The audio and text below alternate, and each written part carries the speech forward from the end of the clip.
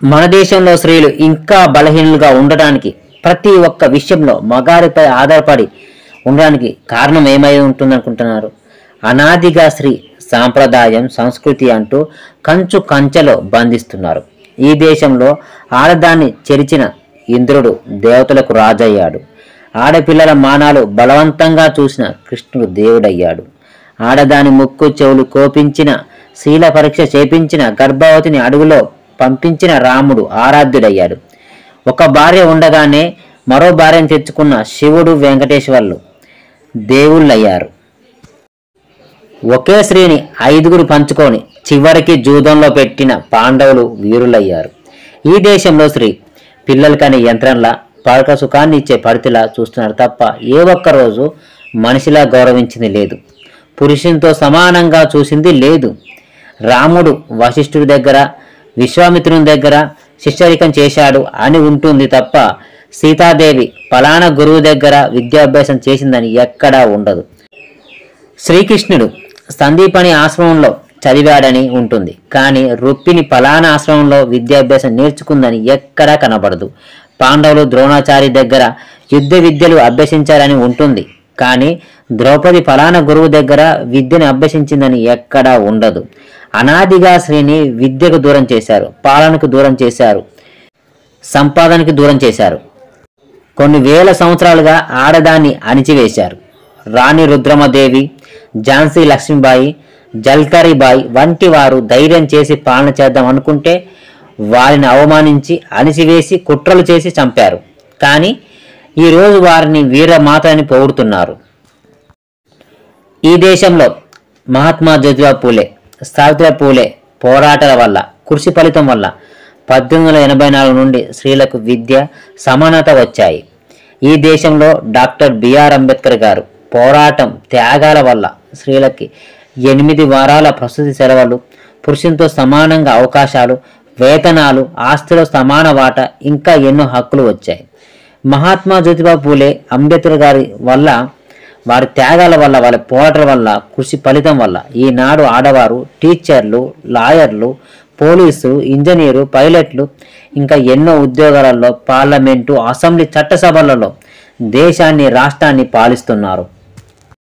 కానీ దౌర్భాగ్యం ఏంటంటే ఈ దేశంలో స్త్రీలు తమని అవమానించిన వాళ్ళను, తమని అణిచివేత గురి చేసిన వారినే పూజిస్తూ ఉంటారు. తమ కోసం అవమానాల్ని భరించి, హక్కుల్ని ప్రసాదించి, స్వేచ్ఛనిచ్చిన వారిని అస్సలు పట్టించుకోరు. ఈ దేశంలో మగవారు అడ్డమైన గొడవలకి దూకవచ్చు, కానీ ఆడది గడప కూడా దాటడం వీల్లేదు. ఈ దేశంలో మగవాడు ఎన్ని పెళ్లిలైనా చేసుకోవచ్చు, ఎన్ని అక్రమ సంబంధాలైనా నడపవచ్చు, కానీ ఆడది కన్నెత్తి చూడకూడదు. కాస్త చనువుగా మాట్లాడితే బరి తెగించింది అని అంటారు. ఆడది ఒంటరిగా బయటికి రావడమే భయం. కొన్ని వేల కామపు చూపుల మధ్య వెళ్లాల్సి ఉంటుంది. ఈ దేశంలో ఆడది అంటే కేవలం లైంగిక కోరికలు తీర్చే ఆటబొమ్మనే. ఆడదానికి ఈ దేశంలో ఎప్పుడు ఎక్కడ గౌరవం లేదు. ఎవరినైనా తిట్టాలంటే నీ అమ్మ డాష్, నీ అక్క, నీ చెల్లి, నీ పెళ్ళం, నీ కూతురు, ప్రతి తిట్టు కూడా ఆడదాని మానం చుట్టే తిరుగుతూ ఉంటుంది. ఆడవారిపై ఇంత నీచంగా తిట్లున్న దేశం మనదే. ఆడవారిని లైంగిక అవయవాల మీద తిట్లు ఉన్నది కూడా ఇక్కడే. దెయ్యం అనగానే తెల్లని చీర కట్టుకొని స్త్రీనే కనబడుతుంది అంటే ఈ దేశంలో ఆడవారిని ఎలా చిత్రీకరించారో అర్థమవుతుంది. కవులు సిరాసుక్కలో, పుస్తకాల్లో, కట్టుకథల్లో, పిట్ట కథల్లో మాత్రమే స్త్రీని గౌరవించి నిజ జీవితంలో కనీసం మనిషిగా కూడా గుర్తించని ఏకైక దేశం మనది. ఏమైనా అంటే స్త్రీల వస్త్రధారణపై ఏడుస్తారు. కొంచెం కాలు కనబడినా కార్చుకునే బలహీనత కలిగిన మగవాళ్ళు ఉన్న దేశం మనది. పాశ్చాత్య దేశాలలో బికినీ మీద కళ్ళు ముందున్న పోయి చూసినట్టు కూడా ఉండదు. చూసి నేర్చుకోవద్దు. ఆడవాళ్ళు డ్రెస్సులలో కాదు, లోపం మగవాళ్ళ కంటి చూపులో ఉంది.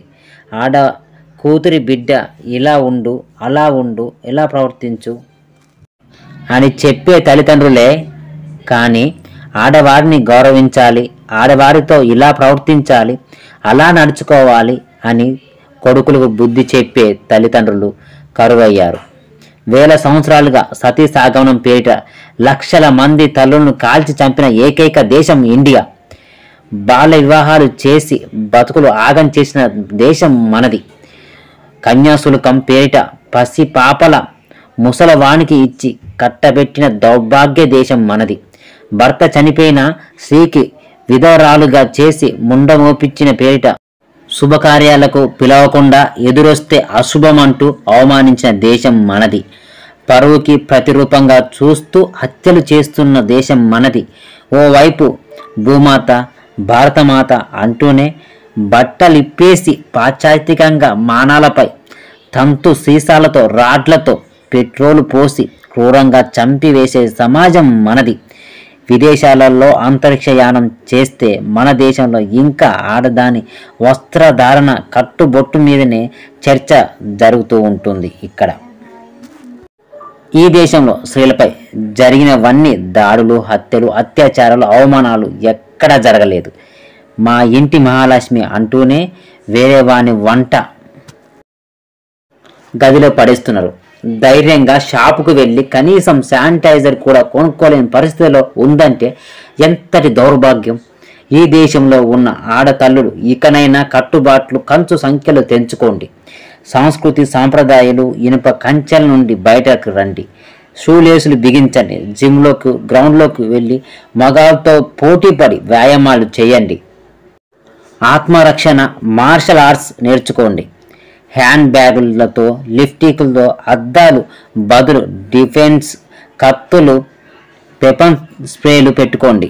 బాగా చదవండి, కష్టపడండి, మీకు నచ్చిన పని చేయండి. ముందుగా ఆర్థిక శక్తిగా ఎదగండి. మగవారిపై ప్రతి విషయానికి ఆధారపడడం మానేయండి. డ్రామా క్వీన్ లాగా ఉండకండి. పూలందేవి, కల్పనా చావ్లా, పిటి ఉష, హిమాదాస్, మాలవత్ పూర్ణ లాంటి వారిని ఆదర్శంగా తీసుకోండి. పిట్ట కథల్లో పతివ్రత శిరోమణి పేరుతో బలహీన బానిసల మనస్తత్వాలతో స్త్రీలు ఎప్పటికీ ఉండకండి. వాళ్ళని ఆదర్శంగా తీసుకోకండి.